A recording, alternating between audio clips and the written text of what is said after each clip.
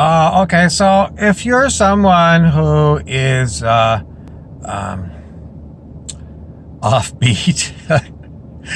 uh, and you talk to people about, well, they're going to call it conspiracy theories. You call it alternative news.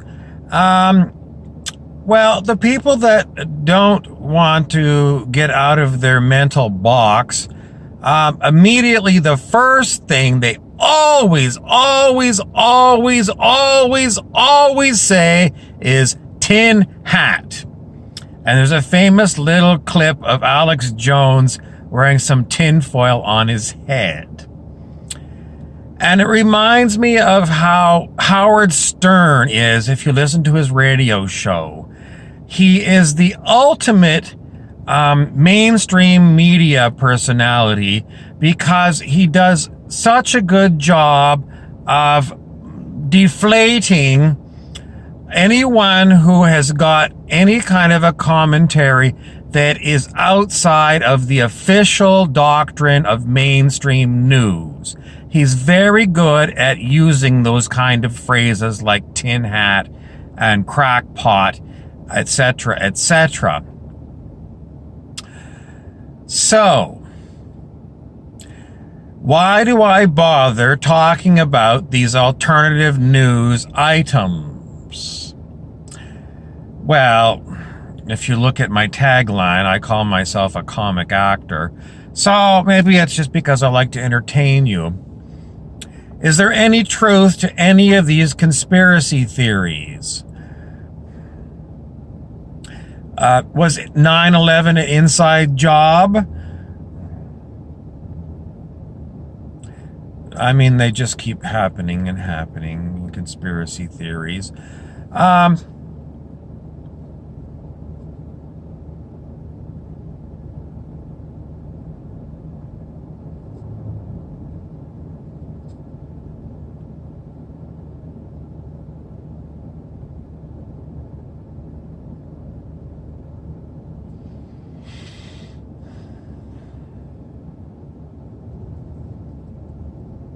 Well, it's supposed to be really, I don't know.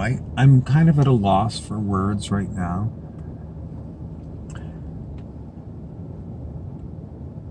I mean, everyone really does know that there's only 6 media companies in the world.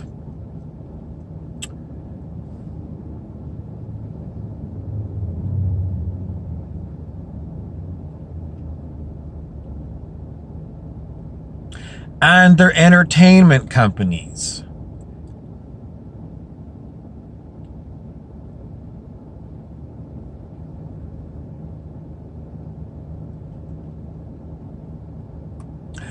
I mean, even with extraterrestrials, if you go out, I mean, if you live in a big city and you never look at the stars, you've never seen the stars because of the city lights, you go out to the country away from the city and you look at a moonless sky and see the stars.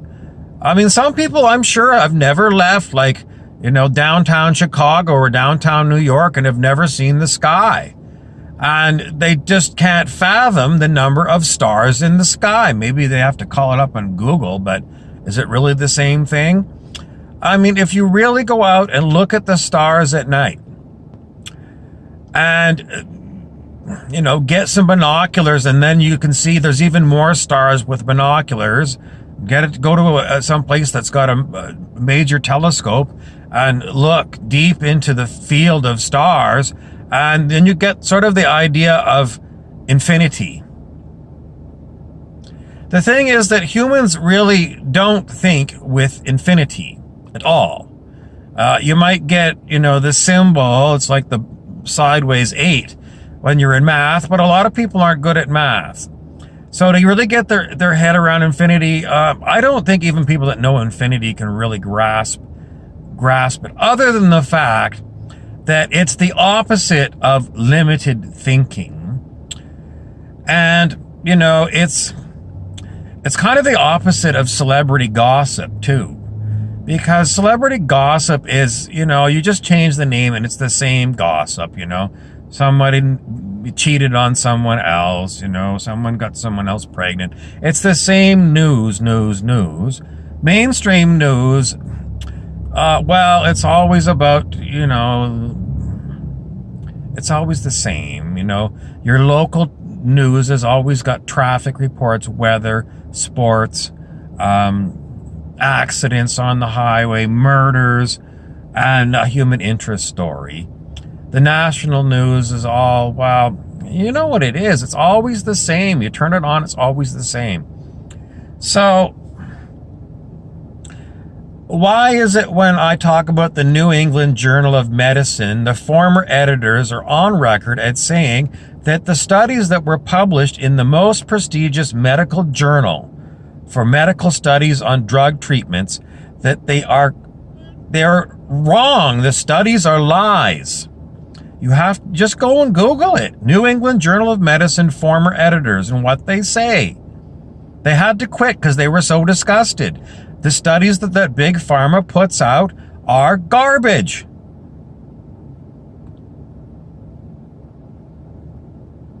So why do you think that all the climate change science isn't garbage too? Oh, it's because we've had 400-year storms. Somebody made that up. Somebody made that up. This is a 100-year storm. I mean, you don't realize how brainwashed you are.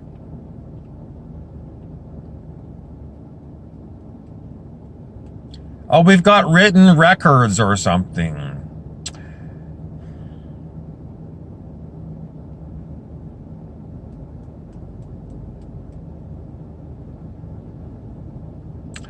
You have to try and understand that everything that has been published is published by people who have an agenda. You don't have neutral data. You don't have neutral studies. In order to get funding to have a study, to study anything, you've got to get a grant from the government, or you've got to get a corporation to sponsor you, or some philanthropic organization to sponsor you. You just have to talk to some professors at your local university, ask them what it's like to get money for grants in order to do any of their work. It's a pain in the ass. So they don't necessarily study what they really want to study. They got to study something that somebody else will give them money to study.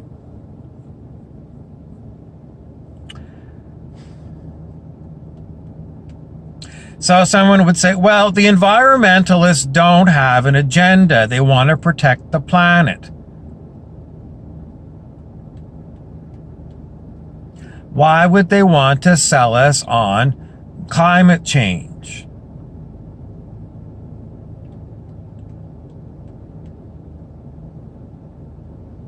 I mean, really, what good does it do you to come up with the information like Al Gore?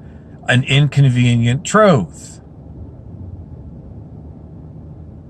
There is a lot of money to be made in things that don't cause climate change. If you look at the province of Ontario bought this climate change, and what they did is they ended up getting green power, and they wrote sweetheart deals for greenhouse or green energy so that the people of Ontario were forced to pay more than market rates, sweetheart deals for green energy. So you can't say there's no agenda there. The companies that do build windmills, they get a lot of money. It's a business proposition. And if they can convince the government to force consumers to pay more than market, they're going to do it because all the money goes right into their pocket. So that's just one example of someone who is going to fund studies to prove that the greenhouse effect is going on and we've got global warming. I'm not going to talk to you about how it snowed in Denver, Banff, Alberta, and Jasper, Alberta, the second half of June 2019. It did. So, I said this to my friend's mother, and she said, because I said, there's no global warming. It snowed in Denver yesterday. She looked at me and she said, oh, well, it's climate change.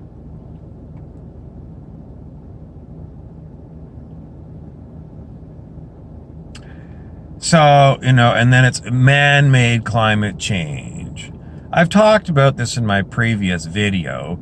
The number of coal-fired electrical plants in Pakistan and China, they keep opening them and opening them. And then you're forcing consumers in other Western countries to pay way more for electricity and gas to heat their houses and gas for their cars to try and save the planet, when you've got on the other side of the world, they're polluting more and more and more and more. So, as an individual person, it's illogical. But anyway, I'm just putting it out that, tin hat is what I always hear. And it's a sign that you belong to what's known as groupthink.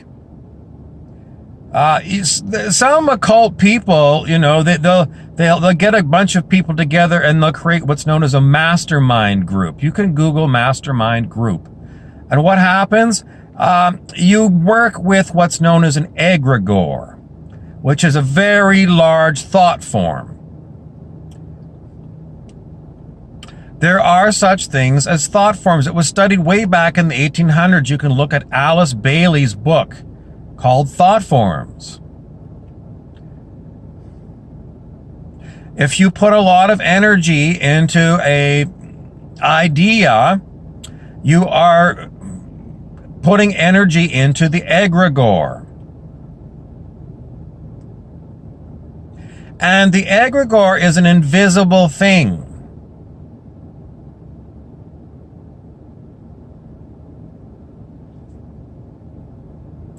But an egregore can do things for you, like sway people. So you would have a Republican Party egregore. It's a huge thought form that has everything to do with republicanism. Same with Democrats in the United States. So if you don't want to be part of some invisible thought form that's charged with, a lot of times, with emotional energy, how do you learn about this? You got to meditate. You got to learn that you're not your thoughts, and that thoughts can come to you and you don't know where they come from. They can come from other people. They can come from egregores. Now you're going to look at me and you're going to say, I never heard of this in my whole life, anything about an egregore. So this guy is a quack, a crackpot, a tin hat. This is how hard it is to teach adults new things. Adult education is exceptionally difficult because adults suffer from cognitive dissonance, which is, I've got this information already in my brain, and new information comes in that conflicts with it. First of all, I don't want to be bothered to evaluate if the new information is more truthful or not. It's just easier for me to go, buzz off. I don't want you, tin hat. And this is why it's so hard to change paradigms. There was a book about paradigm change by Thomas Kuhn, Kuhn. And he basically said the only way that paradigms really can change is the people who are holding the paradigms have to die. Paradigm shift. So, this is why nothing really changes progress-wise in our world. People are dad hads. The definition of a dad had is, my dad had this.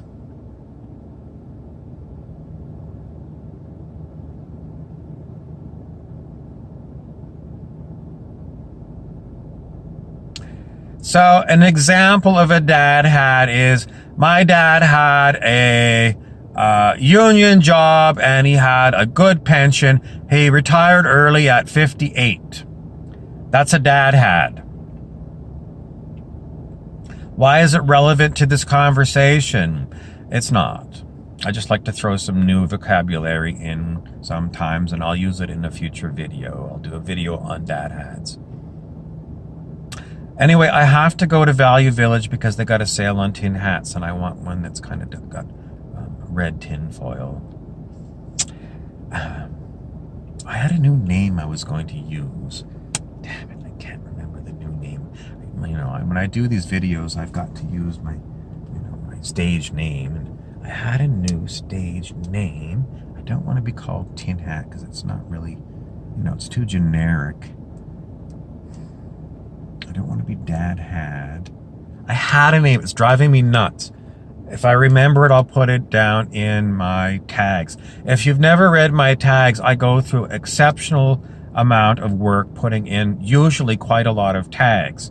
And sometimes they're funny, sometimes they're just boring. But, if you read through the tags, sometimes you'll get some additional information. And if you can't remember what I said in the video or how to spell something, quite likely it's going to be in the tags. I am on YouTube at InfiniteBob99, and on Instagram and Instagram TV, I'm Burrows Bobby. Thank you for watching.